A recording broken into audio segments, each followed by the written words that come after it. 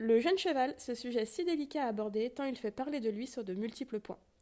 Il n'est pas rare de voir des déferlantes de haine, de rage concernant les propriétaires des jeunes chevaux, ainsi que ce qu'ils entreprennent avec eux en citant soit des études scientifiques, soit encore des expériences de vie. Parce qu'avec l'arrivée de Mana à ses 18 mois chez nous, nous n'avons pas dérogé à cette règle, alors je vous propose de nous suivre dans son carnet de bord ou de vie de jeune cheval afin de comprendre notre vision des choses. Ici Julie, proprio à la maison, cavalière et maman. Posez-vous confortablement pour ce nouvel épisode d'Entre Cavalières.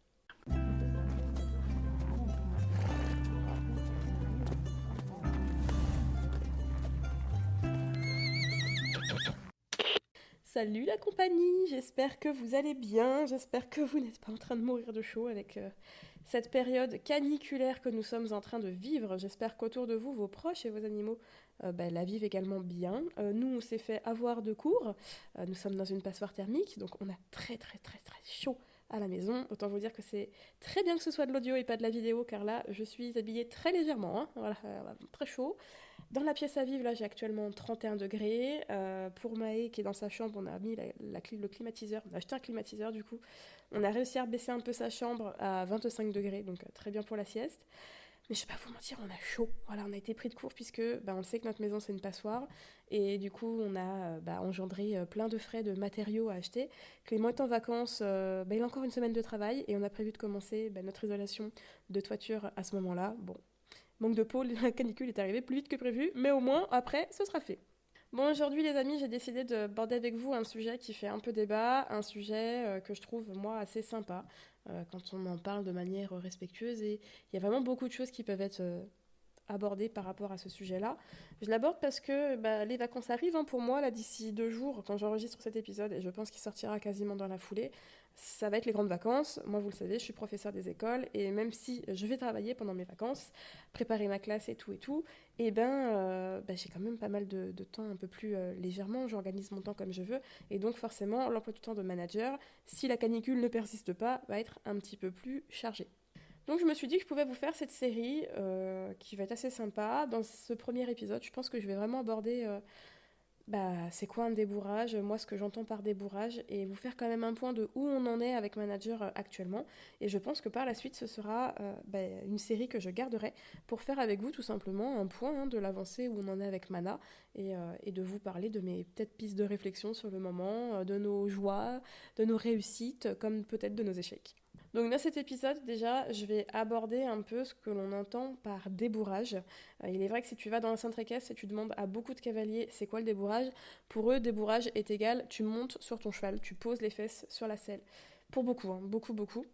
Et on en retrouve d'ailleurs pas mal de définitions sur Internet où débourrer un cheval, c'est monter dessus, alors qu'en soi, monter dessus, c'est la finalité du débourrage, car quand vous êtes dessus, c'est qu'il y a eu énormément de travail de fait derrière, qu'il va y en avoir encore un petit peu après. Donc pour moi, monter à cheval, ce n'est pas le débourrage, c'est une étape du débourrage. Si je vais sur l'IFCE, qui est donc l'Institut français du cheval et de l'équitation, ils ont une définition du débourrage qui se rapproche un petit peu plus de ma vision du débourrage. Pour eux, débourrer un jeune cheval, c'est lui présenter des situations réelles de travail en décomposant le plus possible les apprentissages pour s'assurer que le cheval est capable de réussir l'exercice sans pour autant aplanir les difficultés réelles auxquelles on devra faire face tout au long de sa carrière. Donc là déjà, eux, on est bien d'accord que débourrage n'est pas égal à poser ses fesses.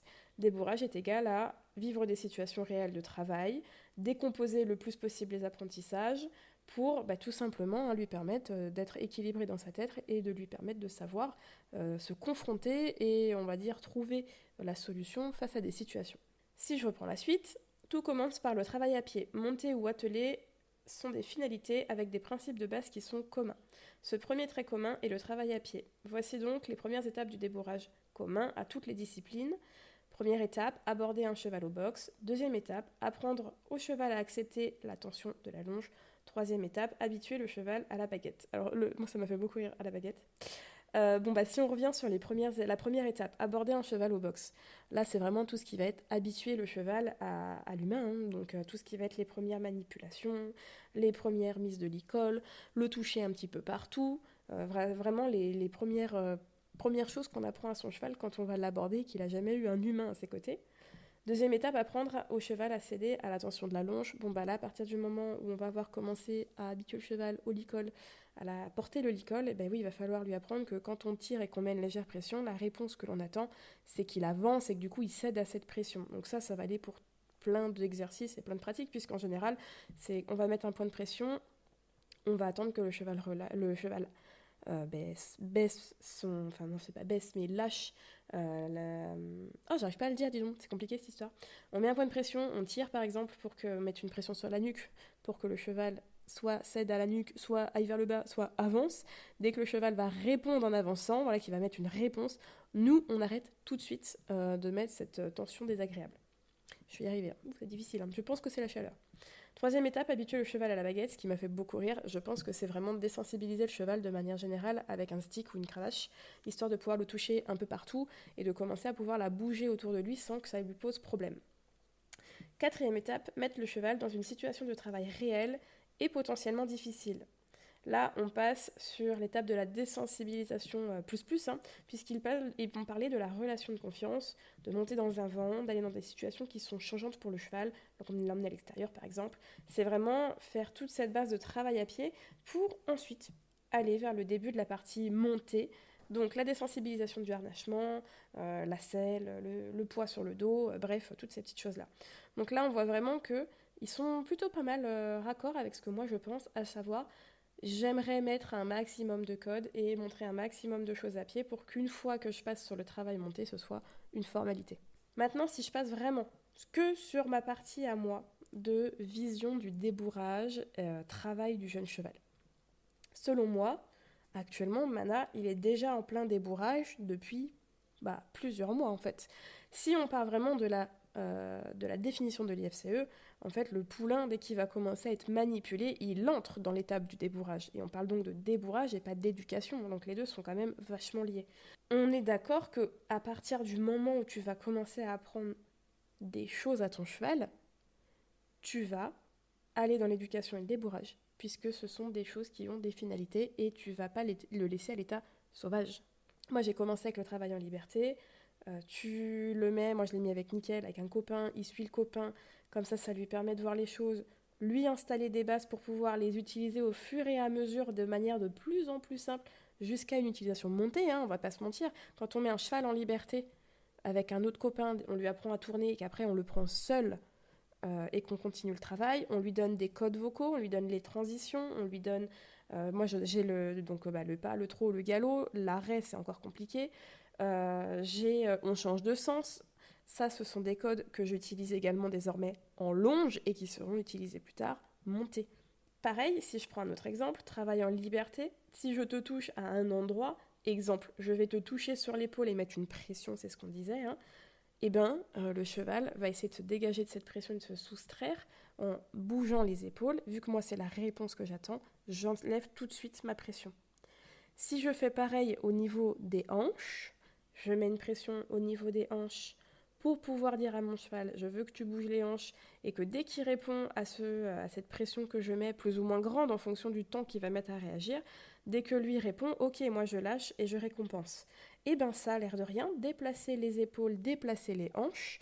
Quand on veut le faire de manière cohérente et qu'il y ait une suite montée, tu vas déjà instaurer les codes que tu auras une fois que tu seras posé en selle, à savoir quand tu vas reculer ta jambe pour pouvoir demander à ton cheval d'aller décaler ses hanches. Pareil pour les épaules, en général on le fait plus avec les mains. Moi j'appuie toujours un petit peu avec un bout de pied ou quelque chose. C'est pareil, voilà, c'est des codes que tu vas mettre. C'est le même code au même endroit je vais installer à pied et qui va être ensuite utilisé monté pour être plus simple. Parce que déjà avoir un cavalier sur son dos c'est un peu quelque chose de nouveau. Si en plus on doit leur apprendre plein de nouveautés, bon c'est un peu compliqué. C'est pour ça qu'actuellement, par exemple, j'ai fait le choix sur les premiers, alors on va y revenir après, mais sur les premiers montoirs que j'ai fait de Mana, Manager n'a pas un filet. Manager a son licol de travail. J'ai fait le choix de lui apprendre de déjà être monté avec... Enfin, monté, on a juste fait le montoir. Avec son licol de travail, puisque c'est un outil qu'il connaît, c'est un outil que j'utilise depuis plus d'1 an, alors que si directement tu mets un filet avec un mort, le cheval il l'a quasiment jamais vu, il va pas comprendre ce qui se passe à chaque fois, il y a plus trop de nouveautés en fait à appréhender par rapport à ce que lui il va pouvoir avoir à gérer. Enfin ça c'est ma vision des choses. Donc c'est pour ça que dans un temps, j'ai décidé par exemple de monter manager quand vraiment il va être débourrer côté étape montée, d'être sans mort. Voilà, c'est le choix que j'ai fait. J'ai pour le moment commencé à aussi intégrer le hackamore. Voilà, on verra au fur et à mesure. Et d'ailleurs, j'ai bien fait, parce que j'ai la dentiste qui est venue au mois de mai pour manager, qui m'a annoncé qu'il avait une dent de loup, et que du coup, j'allais devoir faire une extraction de ces dents de loup, qui est prévue au 31 octobre. À l'heure où je vous parle, elle est déjà planifiée, puisqu'il faut faire en sorte que et le vétérinaire et le dentiste soient là, puisqu'il y a une anesthésie. Donc, eh bien, toutes les personnes qui, par exemple, n'ont jamais fait un contrôle dentaire à leurs chevaux à 2 ans ou 3 ans avant de commencer cette étape importante, ils vont directement lui mettre un mort dans la bouche. Là, très concrètement, si je l'avais fait à Mana, il aurait eu une très mauvaise expérience du mort, étant donné sa dent de loup qui l'aurait fortement gêné. Donc je m'égare, mais ma vision du débourrage, voilà, c'est vraiment tout ce travail que l'on fait en somme depuis le moment où on décide de désensibiliser le poulain. Et ensuite, eh bien, écoutez, je sais qu'il y a l'âge du débourrage qui fait énormément parler de lui. Alors en soi, c'est vrai, il y a beaucoup d'études qui montrent que c'est avéré que la croissance du cheval se termine extrêmement tard, en général vers 8 ans, la croissance osseuse et musculaire aussi, puisque les muscles forcément travaillent en même temps que les os s'étirent. Et il y a aussi de nouvelles choses qui arrivent. Alors je vous avoue que c'est quelque chose qui est encore flou pour moi, c'est encore quelque chose qui mûrit dans ma tête.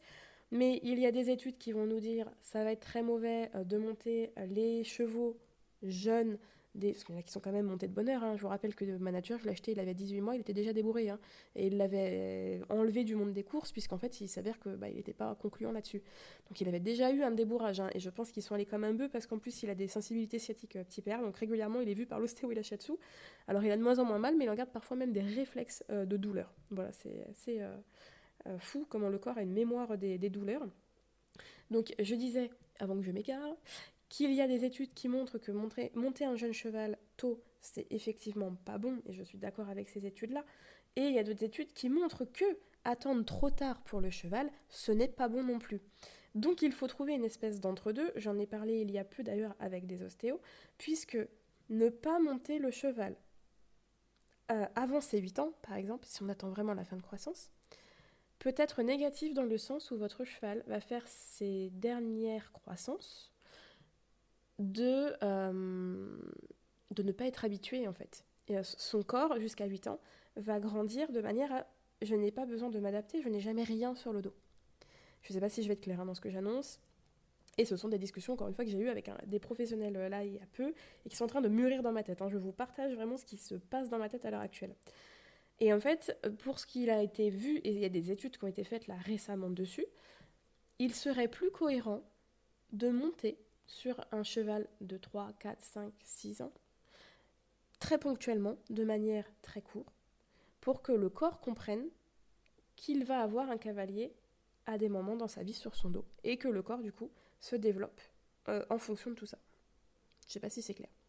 Bref, si moi je vous en reviens à vraiment ce que je suis en train d'en penser, pour moi, il est évident que débourrer un cheval à 4, à 3, 4, 5 ans et lui coller derrière des séances de travail d'1 heure à raison de 2, 3, 4 fois par semaine, pour moi c'est non. Concrètement, c'est non. C'est pas possible, c'est des jeunes chevaux qui n'ont effectivement pas fini leur croissance, qui sont mentalement pas forcément prêts. Donc ça pour moi c'est non. Pour moi ce qui est ok, c'est si le cheval il a été bien travaillé en amont à pied, que mentalement il est prêt, que physiquement, même s'il n'a pas fini sa croissance, l'ostéo, le shiatsu, dentiste, veto, bref, tout le monde est passé, tout le monde vous dit qu'on peut commencer un peu plus sérieusement le travail. Pour moi, c'est ok de faire des séances très ponctuelles de 10, 20 minutes montées à raison de 1 à 2 fois par semaine. Alors pourquoi je dis 1 à 2 fois par semaine ? Parce il y a eu, encore une fois, des résultats d'études qui ont montré que faire un quart d'heure à 20 minutes une fois par semaine ou une fois tous les 2 semaines ou une fois par mois, c'est tout aussi peu agréable pour le cheval et le travail, je disais, du dos, comme je disais tout à l'heure, que le dos et le corps en fait s'habituent à ça, que comme si on attendait 8 ans. Donc ils disent que voilà, l'idéal actuellement, dans ce qui ressort des études ostéo-véto, c'est de monter le cheval à raison de 10-20 minutes, 1 à 2 fois par semaine, sur des petites séances qui demandent peu, avec des objectifs très précis, très courts, pour pouvoir lui apprendre à tout simplement gérer sa nouvelle vie de cheval monté. Ça me demande un vrai effort mental ce que je suis en train de vous faire parce qu'en même temps, moi, je réfléchis. En fait, c'est vraiment des pistes que je suis en train de mener en fait dans ma tête, de me demander si cet été, je commence réellement euh, à aller un peu plus loin dans mes étapes de débouvrage de Mana. Mais bon, pour vous expliquer un peu le truc, on va passer à la partie de où est-ce qu'on en est avec Mana, déjà, histoire de vous faire un bilan, de vous dire là où on en est et de vous dire un peu ce que je suis en train de réfléchir pour cet été. Mana a énormément travaillé à pied, je lui ai mis énormément de code que je pourrais réutiliser, monter. Ça m'arrive, même pas forcément dans des séances de travail en carrière, mais au quotidien, de lui demander ses codes, voir s'il réagit toujours, lui faire une petite gymnastique mentale. Exemple simple, par exemple, on a appris à déplacer les hanches. Mettons, je vais lui donner à manger un soir, et puis il a le côté gauche qui est trop collé au niveau du mur, sauf que pas de peau, j'ai besoin de lui mettre soit de l'émouchine, soit une couverture anti-mouche, vu qu'en ce moment ça n'arrête pas. Eh bien, j'ai besoin, en allant passer juste ma main, en touchant un peu la hanche et en faisant une légère pression, qu'il se dégage du coup du mur et qu'il aille de l'autre côté pour pouvoir faire les soins nécessaires. Ça, par exemple, c'est quelque chose qu'on utilise au quotidien, c'est quelque chose qui a été abordé dans des séances de travail à pied. C'est pareil, le fait, bon maintenant il vient très très bien quand on l'appelle, ce qui n'était pas gagné au début, ça c'est quelque chose de très pratique au quotidien. Le medical training, puisque c'est compliqué. Donc je vous l'ai dit, Mana a vu le dentiste pour une première fois en mai, donc ça a été un peu difficile parce que je pense que c'est un cheval qui a eu le tourné. Le bout du nez est très sensible. Et bien là, dans le medical training qu'il a plusieurs fois par semaine, et bien durant le ponçage, le fait d'avoir, alors moi j'utilise des vieux gants de toilette que nous on n'utilise plus pour nous, de mettre de l'eau ou du produit, et puis on nettoie le nez, on nettoie les naseaux. Alors là, ça y est, j'arrive à mettre la main dans les naseaux. Au début, c'était vraiment le bout du nez, c'était compliqué, il avait encore la tête. Là, j'ai moins de défense, j'arrive progressivement à mettre mes doigts sur le bout du nez pour nettoyer l'intérieur du nez. Ça, c'est un travail que j'avais connu avec gamin et du coup, je le refais. Et pareil, là j'aborde j'ai acheté des seringues buccales et de la compote. Alors ça, si vous me suivez depuis des années, vous savez que c'est un truc que j'adore faire. C'est que quand mes chevaux ont bien travaillé, ou même quand il fait chaud, je leur donne de la compote. J'ai des gros pots de compote. Et en fait, je leur donne des seringues buccales de compote. De un, parce que c'est rafraîchissant, ça les habitue à avoir un truc dans la bouche. Et dès que vous allez avoir besoin de passer soit un vermifuge, soit de passer, mettons, je sais pas, un anti-inflammatoire, paf, vous mettez ça dans la compote, seringue buccale. Et alors là, moi, ils les prennent tout seuls. Le manager, au début, il avait peur, il comprenait pas, parce qu'en plus, ça envoyait du produit dans sa bouche. Bon, je peux vous dire qu'au bout de 2 fois, il avait compris et qu'il revenait demander. Donc tout ça, c'est des petites choses qu'on a travaillé avec Mana sur le côté médical, parce que l'air de rien, c'est quand même très agréable pour des professionnels d'avoir un cheval qui n'est pas très pénible quand ce n'est pas son caractère. Bon, après, il est vrai qu'on a des chevaux qui sont difficiles aux soins, et ça, voilà. Je sais que Nickel, par exemple, pour tout ce qui est soins, c'est cata, quoi. J'ai beau faire tout ce que je peux. À la maison, il y a zéro problème. Dès que j'arrive avec un pro qu'il faut lui parer les pieds, tout ça, s'il n'est pas dans un bon jour, je sais pertinemment qu'il peut faire le cake et qu'il peut enquiquiner le maréchal Ferrand. Alors ça, il n'y a pas de problème là-dessus. Mais Mana, c'est pas du tout le caractère. Donc voilà, on a fait tout ce côté medical training qui était très important pour moi parce que y a aussi tout le travail de la manipulation au quotidien. C'est pas forcément moi qui les manipule aussi. Il y a aussi Clément qui vient et qui va s'occuper d'eux, qui va les manipuler, qui va mettre les bonnets, les couvertures, de l'anti-mouche. Donc tout ça, en fait, il faut que ce soit aussi ok pour lui, que ce ne soit pas que moi. Et faire attention à l'humain. Ça, c'est un énorme travail que j'ai fait parce que j'ai un petit garçon de 2 ans et demi qui adore les chevaux. Et même si Mana, et je suis vraiment étonnée de toute sa grandeur, fait extrêmement attention à Maë et extrêmement doux, c'est des choses qu'on a mis en place. Il y a des codes que j'ai mis en place en cas de problème pour pallier à la sécurité de tout le monde. Donc ça a été un gros travail que l'on a fait les premiers mois, en fait, vraiment, avec aussi un gros travail de désensibilisation. Parce que il avait peur de tout, c'est un cheval de course, je pense qu'il a vu très peu de choses dans sa vie, donc il y a beaucoup de choses qui lui faisaient peur, même les sticks c'était compliqué, donc on a fait tout ce travail là, donc ça c'est vraiment tout le travail jusqu'à l'année dernière. Travail de la douche, qui m'ont aussi été très utiles lors de sa castration. Et là, du coup, côté vraiment travail pur et dur, on a commencé à sortir autour de la maison, tout seul. Donc on a fait le tour de pâté de maison, donc c'est vraiment un petit chemin qui fait tout le tour de notre maison. Alors il sont encore que le copain est là, mais on habitue à se séparer du copain, à sortir seul en extérieur, à affronter des situations dont on n'a pas l'habitude seul. Alors au début il était très stressé, voire il appelait le copain, c'est même là que j'ai entendu les premières fois son hennissement, parce qu'on ne l'avait jamais entendu jusqu'ici. Et puis ben ça s'est bien passé et j'ai vraiment senti qu'il avait fait un gros step-up côté maturité au niveau de ce printemps. Et là ça y est, on enchaîne les balades où on part vraiment beaucoup beaucoup plus loin. Je l'ai emmené dans le village, première fois. Alors là c'est pareil, le village ça hume à plein nez, ça se demande tout ce qui se passe, mais je suis contente parce que c'est un cheval qui est assez réfléchi. Et même s'il a peur et que c'est un cheval de sang, il est quand même un peu sang-froid dans ces moments-là, à réfléchir, à ne pas me bousculer, à essayer de se contenir. Bon, il explose quand même parfois, mais en se contenant, on voit vraiment qu'il essaie de se contenir, de ne pas me bousculer. Enfin voilà, il y a vraiment des choses qui sont bien bien mises en place dans le respect, et ça c'est vraiment hyper agréable. Donc bah là voilà, on a fait 3 séances dernièrement, enfin 3 séances, à étaler hein, sur au moins 2 mois, puisqu'entre-temps bah, j'ai d'autres petites choses, et puis des fois il y a des semaines où ça travaille pas non plus, hein, je vais pas vous mentir, où on est passé par le village, on n'a jamais pris le même chemin pour continuer. Ce qui est très agréable, c'est que je passe d'abord par mon village, donc ça le stimule un peu beaucoup, et après on repasse par les champs ou les bois, et c'est des lieux qui sont ultra connus pour lui, donc là il redescend tout de suite, et puis on finit la balade sur un truc vraiment plus zen. Donc on a fait ça, on a fait une première longe en extérieur et je l'ai emmené se baigner. On a l'Ourcq qui passe pas hyper loin de chez nous et ben, c'est un endroit où on peut aller se baigner. Donc je l'ai emmené. Alors, zéro difficulté, il est rentré dans l'eau tout seul. J'espère que ça amène de bonnes choses si plus tard c'est un cheval de complet parce que honnêtement ce sera une facilité incroyable pour moi parce qu'il est rentré vraiment tout seul et il y est resté. Il restait, il a vraiment apprécié ce moment-là.